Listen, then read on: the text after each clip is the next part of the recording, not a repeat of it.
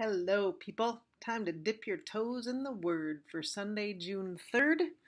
Uh, First readings from Deuteronomy, the 5th chapter. Oh, I'm Laura Ossie, by the way, just in case you don't know. I'm the pastor at River of Hope, and we're in Hutchinson, Minnesota. And we just like to introduce you to the scripture coming up for Sunday and to invite you into reading and praying over this scripture days before worship, once a day. It's amazing how these can sink into you and be part of your life. So the first reading is from Deuteronomy 5, verses 12 to 15.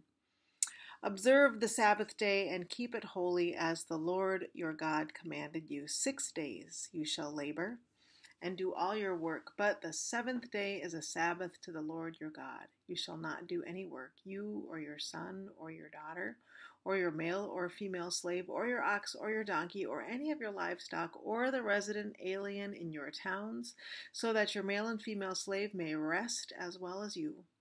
Remember that you were a slave in the land of Egypt, and the Lord your God brought you out from there with a mighty hand and an outstretched arm. Therefore, the Lord your God commanded you to keep the Sabbath day.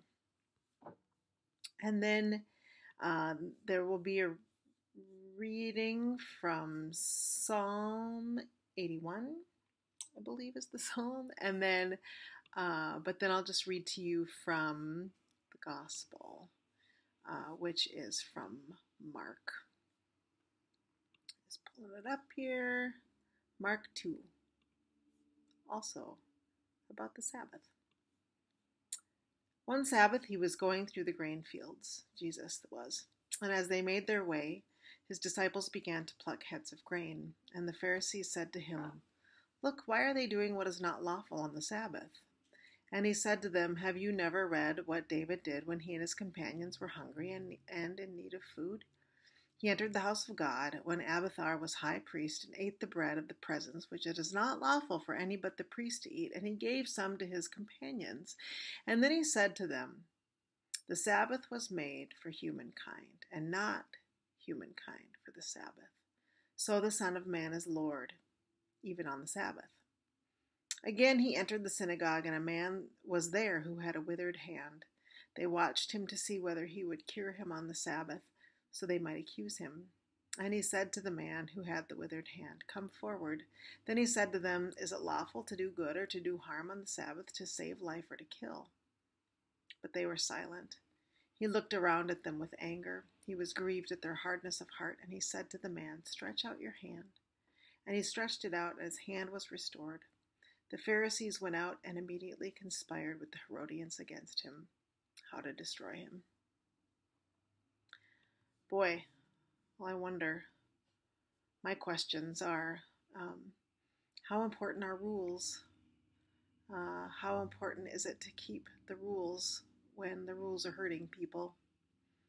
I wonder about the Herodians and who they were, what their vested interest in was, why they were so threatened by Jesus. I'd want to know that.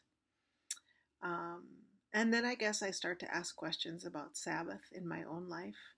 And because I'm a pastor, I then ask questions about the Sabbath in the lives of the people I serve at River of Hope. And then just anyone that I meet in my life. If you take a Sabbath and what that looks like, and is it a joyful Sabbath taking?